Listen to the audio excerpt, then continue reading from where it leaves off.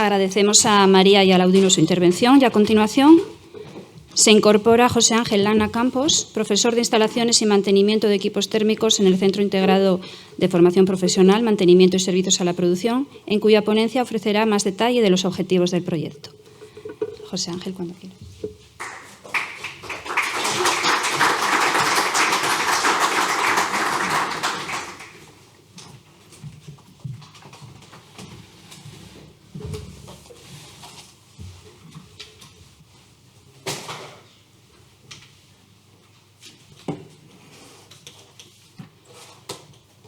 Buenos días a todos.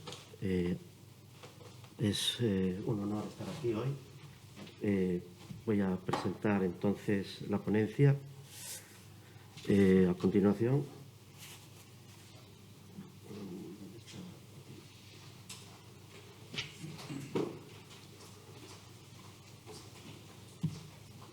bien. Se oye, ¿no? Vale. Bueno, me llamo José Ángel, soy profesor técnico de formación profesional. Como bien ha dicho Melania, soy el encargado de realizar una breve exposición sobre el CO2 y los proyectos de innovación que estamos ejecutando. Los proyectos de innovación pretenden adaptar los procesos de enseñanza-aprendizaje a las nuevas tecnologías emergentes en el ámbito empresarial, con el fin de que nuestros alumnos obtengan una mayor formación más adaptada a los tiempos que corren. En nuestro caso, el proyecto de innovación pretende incorporar las nuevas técnicas del frío basadas en el CO2 como refrigerante, que son además respetuosas con el medio ambiente, el cual debemos preservar.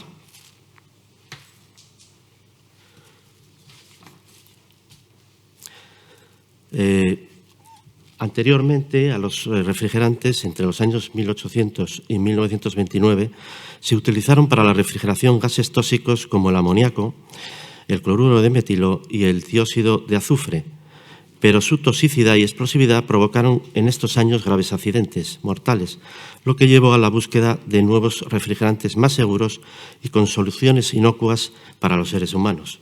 Aparecen los llamados CFCs, tales como el R12 utilizado en refrigeración comercial y doméstica y el R502 en refrigeración a baja temperatura.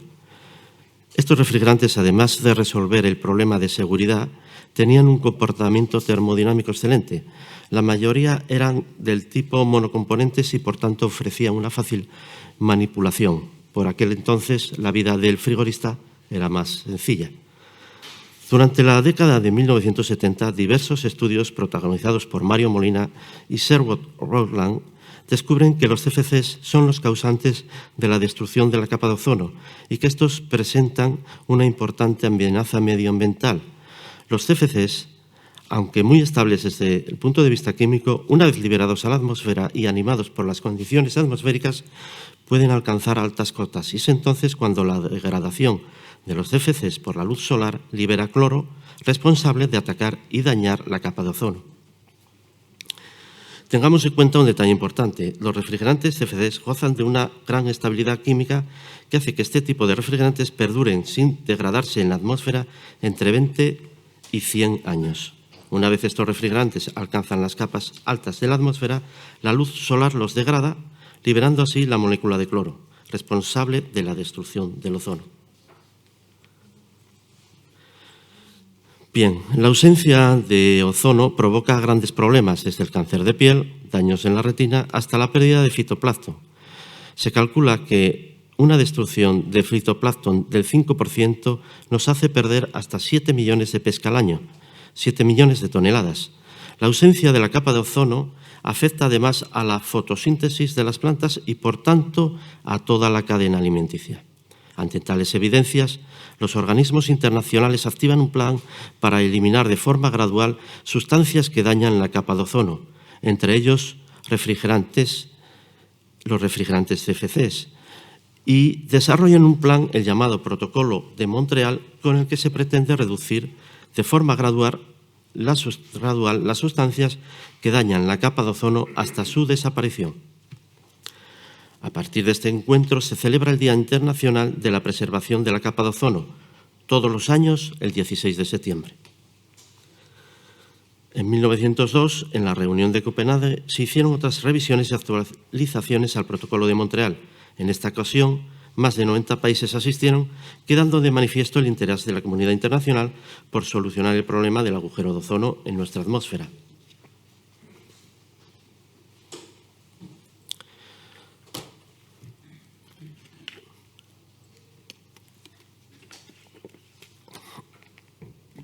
Los refrigerantes de segunda generación aparecieron posteriormente a los CFCs. Son compuestos formados por átomos de hidrógeno, cloro, flúor y carbono. Al contener hidrógeno, les hace químicamente menos estables que sus predecesores, los CFC, y por consiguiente tener un menor PAO, índice que nos marca el poder de destrucción de cada sustancia, de poder de destrucción del ozono. El PAO de los HCFC es en torno al 10% de los CFC. Uno de los refrigerantes más utilizados por su uso generalizado durante bastantes años fue el R22, que se utilizó en aplicaciones de alta y media temperatura con resultados excelentes. Ha sido un producto muy valorado por los técnicos, ya que ofrecía buenas prestaciones termodinámicas, además de su fácil manipulación. Pero al contener moléculas de cloro, aún los HCFC eran conocidos como gases de transición a los clorofluorocarbonados y, por tanto, igualmente afectados por el Protocolo de Montreal, aunque pudieron seguir usándose por un tiempo más. Y aquí se establece una cronología de prohibiciones. Desde el 31 de diciembre del 2009 se ha prohibido la utilización de los refrigerantes HCFC, pero se podían seguir utilizando de forma reciclada hasta el 31 de diciembre del 2014, que es cuando ya se prohíbe tanto su utilización en forma pura como reciclada. Se plantea la extinción de estos refrigerantes en los países industrializados en el año 2020. Como alternativa a los gases HCFC, tenemos en la década de los 90 se desarrollan los refrigerantes de tercera generación, los hidrofluorocarbonados, que no contienen átomos de cloro en su composición y, por tanto, no dañan la capa de ozono. La gran mayoría de estos refrigerantes son del tipo mezcla, bien refrigerantes del tipo ceotrópico, la familia de los R400, con factor de Gleide o desplazamiento de temperatura en algunos casos considerable, y los refrigerantes con mezclas azeotrópicas, los R500, cuyo comportamiento es similar al de los refrigerantes monocomponentes o puros. Los refrigerantes de esta generación trabajan con aceites poliolester, aceites sintéticos que son muy higroscópicos. Esto, unido a una especial sensibilidad de este tipo de refrigerantes frente a la suciedad, obligó a que los montadores frigoristas fueran más cuidadosos en la ejecución de sus montajes. Como ejemplo, destacar el empleo de nitrógeno, gas inerte, en las soldaduras de las tuberías y accesorios de estas instalaciones. En el caso de los refrigerantes R400 con factor de Gleide importante, esto es mayor de 5 grados, como es el caso de los refrigerantes 407C y 407D, presentan algunos inconvenientes más. Los ajustes de la carga eran engorrosos y, en caso de fuga, las recargas parciales podrían conllevar una pérdida en el rendimiento de la máquina. Los refrigerantes de tercera generación no dañan la capa de ozono, pero dado su elevado PCA, índice que mide la capacidad de una sustancia para producir el efecto invernadero, se verían afectados por el Protocolo de Kioto, lo que les convierte en refrigerantes de transición. Protocolo de Kioto. Los protocolos de Montreal habían conseguido el objetivo de reducir el agujero de la capa de ozono. Tal es así que la capa de ozono actualmente se está regenerando a un ritmo del 3% por década. Ya no se utilizan refrigerantes con cloro en los países industrializados, pero surgen otro tipo de amenazas a las cuales los organismos internacionales hacen eco. Se trata del impacto medioambiental de los gases de efecto invernadero, que producen el conocido efecto del calentamiento global.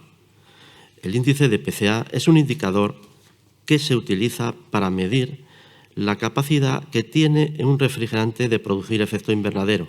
Se asignó el valor de 1 al calentamiento directo producido por la emisión a la atmósfera de 1 kilogramo de CO2. Pondremos un ejemplo. El PCA del 134A tiene un índice igual a 1300, que es lo mismo que decir que la expulsión a la atmósfera de 1 kilogramo de este refrigerante, el 134A, produce el mismo efecto que expulsar a la atmósfera 1300 kilogramos de CO2. Esto es para que se vea un poco la diferencia. En el protocolo de Kioto, la cronología de las prohibiciones quedarán más o menos resumidas así. A primeros del año 2020 se quedaron prohibidos los refrigerantes con PCA mayores de 2.500. Se vieron afectados, entre otros refrigerantes, el R404A y el R507A. A primeros del año 2022 quedaron prohibidos los refrigerantes con PCA mayores de 150 en equipos compactos, frigoríficos domésticos y centrales de potencia mayor a 40 kilovatios. Potencia frigorífica. Como excepción tenemos las centrales en cascada, donde se podrán utilizar refrigerantes con PCA menores de 1.500 en el circuito primario. Y en el año 2025 quedarán prohibidos los refrigerantes con PCA mayor de 750 en equipos de aire acondicionado, de menos de 3 kilos. Esto afectaría al R410A, por ejemplo. Y la pregunta es casi obligada. ¿Cómo es que a los equipos pequeños con menos carga de refrigerante se les exige valores de PCA menores?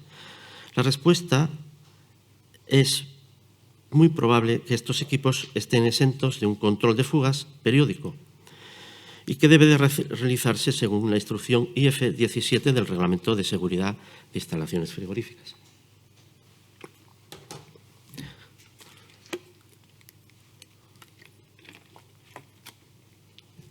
Refrigerantes de cuarta generación. A partir del protocolo de Kioto, las empresas productoras de refrigerantes se afanan en descubrir nuevos refrigerantes con menor índice PCA. Es entonces cuando surgen otro tipo de refrigerantes, las hidrofluorolefinas, o mezclas de estos con HFC. Entre los distintos refrigerantes, dentro de este grupo tenemos el R449A, que es un sustituto Tropin del R404, el R450, el R1234ZE, que se utiliza en aplicaciones de media temperatura como refrigeración de supermercados y bombas de calor, y de muy bajo PCA, PCA igual a 6. Para la climatización de vehículos se plantea el R1234IF. Como se aprecia, no se consigue reducir el PCA a valores semejantes a los refrigerantes naturales, a los valores que presentan los refrigerantes naturales, tales como el amoníaco, con PCA igual a 0, o el R600 y el R290, ambos con PCA igual a 3. De todo lo anterior podemos concluir diciendo que la seguridad y el índice PCA están muy reñidos, es decir, o tenemos refrigerantes de alta seguridad y con PCA elevados, considerablemente elevados, o por el contrario tenemos refrigerantes con PCA pequeños pero menos seguros.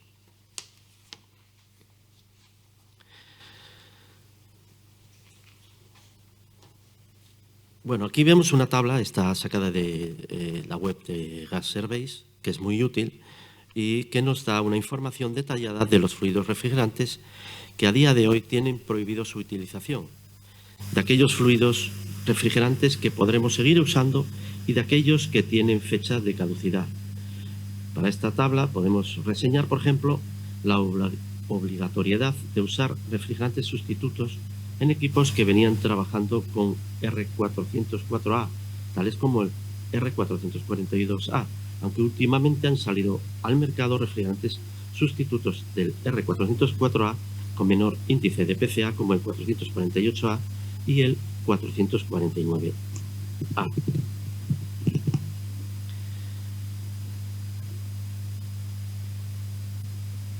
La tabla de gas survey sigue en esta otra diapositiva.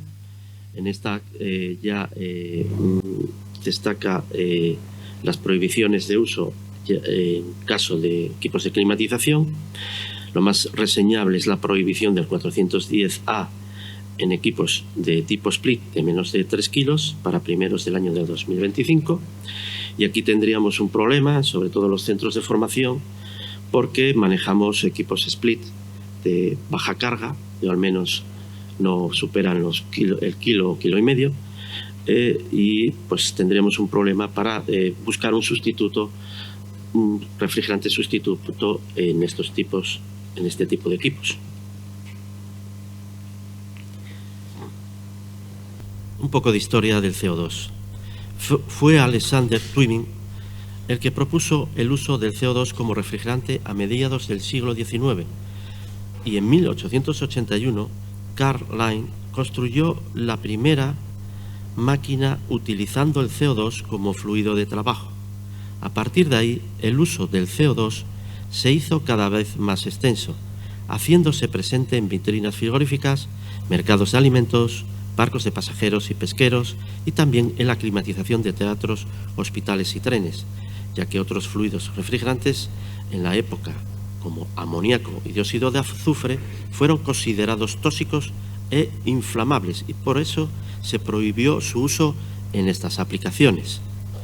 Pero con la aparición de los refrigerantes sintéticos, los CFC, en la década de los 30, que ofrecían sistemas de refrigeración menos robustos y con una mayor eficiencia energética, el CO2 fue paulatinamente reemplazado hasta que a mediados del siglo XIX, 1950, desaparece totalmente. Los CFCs dominarían el mercado de la refrigeración durante los 50 años siguientes. Tras el Protocolo de Kioto, los refrigerantes naturales utilizados en el pasado vuelven a tomar protagonismo, y es el científico noruego Gustav Norensen quien hace posible el renacer del CO2 como fluido refrigerante, patentando una aplicación de este frigorígeno basada en el ciclo termodinámico transcrítico de refrigeración.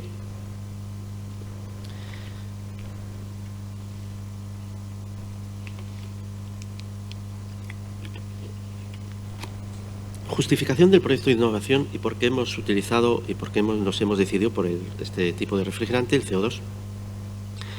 Bien, se trataba de buscar un refrigerante que llamado a ser destinado a ser un refrigerante definitivo.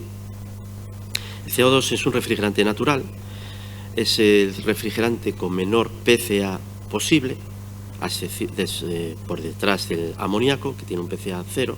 Pero claro, el amoníaco debido a su toxicidad, resultaría muy complicado su implementación en un centro de formación. Por otro lado, el CO2 es un refrigerante que goza de las ventajas que tiene un refrigerante puro o monocomponente. Y dado que el PCA de este refrigerante es mínimo, no tiene gravamen en impuestos y por tanto los precios de este refrigerante que se manejan resultan ser mucho más económicos. Otra de las ventajas que presenta este fluido es que se trata de un refrigerante no tóxico e ininflamable, perteneciente al grupo de seguridad de alta seguridad, grupo L1, según la tabla 1 de la instrucción IF2 del Reglamento de Seguridad de Instalaciones Frigoríficas. Además, al utilizar el CO2 como refrigerante, estamos reciclando uno de los gases de efecto invernadero.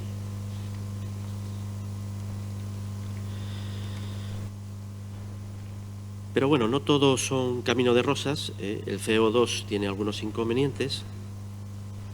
A pesar de ser un refrigerante calificado según el Reglamento de Seguridad de Instalaciones Frigoríficas, dentro del grupo L1 de alta seguridad, es un refrigerante que es más denso que el aire y puede provocar la asfixia por desplazamiento del oxígeno del aire. Es por ello que se deben emplear detectores de fuga en las instalaciones que empleen el CO2 como refrigerante.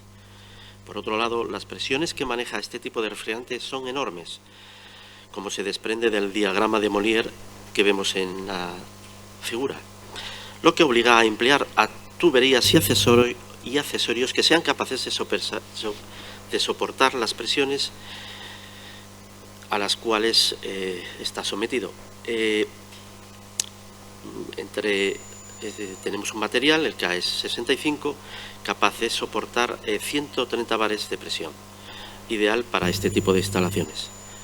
El punto crítico de refrigerante está situado a 31 grados, lo que obliga a este refrigerante a ser utilizado en equipos que trabajan en cascada o equipos que trabajan en ciclo transcrítico. Otra característica importante es la existencia de una línea triple situada a 5,2 bar, que puede provocar la aparición de CO2 en estado sólido. Otro de los inconvenientes relativos a la presión es que ésta aumenta en las paradas, lo que obliga a métodos que sean capaces de contrarrestar la presión en estos momentos críticos. En algunos casos se emplea un equipo auxiliar frigorífico para mantener la presión por debajo de los valores peligrosos. En otros casos se diseña un recipiente calculado para soportar grandes presiones. En cualquier caso, las válvulas de seguridad se hacen imprescindibles y estas se ubican en las líneas de vapor para evitar taponamientos por formación de CO2 sólido. Otra característica importante que las diferencia de las instalaciones de refrigeración convencionales son la utilización de los eyectores que funcionan según el efecto Venturi y que consiguen recuperar en teoría hasta un 20% del trabajo del compresor. Bien, las fases del proyecto de innovación que hemos secundado los centros de formación, 4 en total,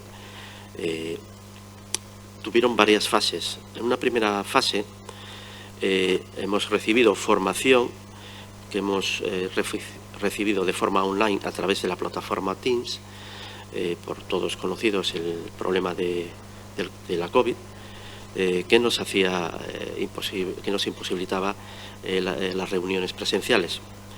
Después hemos propuesto un equipo, el equipo lo hemos propuesto cada centro. Al final hemos optado por uno de Pecomar, es una unidad condensadora compacta. La instalación que lleva este tipo de refrigeración conlleva la instalación de evaporadores. Se optó por un sistema con una cámara frigorífica y un sistema obrador o sistema de climatización. Entonces, en la construcción en la instalación de la central, pues participaron los alumnos, están participando, de hecho participaron en el montaje de los evaporadores, de las líneas frigoríficas, están participando también en el montaje del cuadro eléctrico de control, de las conexiones de las tuberías y cables frigoríficos y cables eléctricos. Después, en una tercera etapa, hemos recibido otro tipo de formación, ya esta vez en Madrid, de forma presencial, y estamos ahora mismo elaborando el material didáctico para el alumno, y nos queda la última parte, que es la puesta en marcha, y en la cual la estamos caminando, llevando por buen camino. Estas son las fases de proyecto. Básicamente todos los centros más o menos vamos por la misma fase de proyecto, y esperamos concluir en breve esta instalación, que nos va a dar un empuje tecnológico y una formación más adaptada a los alumnos que tenemos en los centros de formación, ¿vale? Bueno, y ya para finalizar, comentaros que el Centro Integrado de Formación Profesional de Mantenimientos y Servicios a la Producción de La Felguera lleva realizando más actuaciones de este tipo, encaminados a tomar conciencia con el medio ambiente. Dentro del campo de la climatización y la refrigeración se estudia la posibilidad de implementar también, ya esto sería para otro año, una instalación de climatización por acumulación de hielo. Se trata de un tipo de instalación que acumula la energía térmica necesaria que necesitará por el día en horario nocturno. El reciente encarecimiento del recibo de la luz y el traslado de las horas valle con un menor coste eléctrico a horas nocturnas hará que este tipo de instalaciones adquieran un mayor auge en un futuro. Si se llevara a cabo, seríamos uno de los centros pioneros en España en implementar este tipo de instalaciones. Bueno, y hasta aquí es todo lo que os quería comentar. Muchas gracias por vuestra atención. Finaliza aquí mi intervención. Es un placer haber estado aquí con todos ustedes. Muchísimas gracias.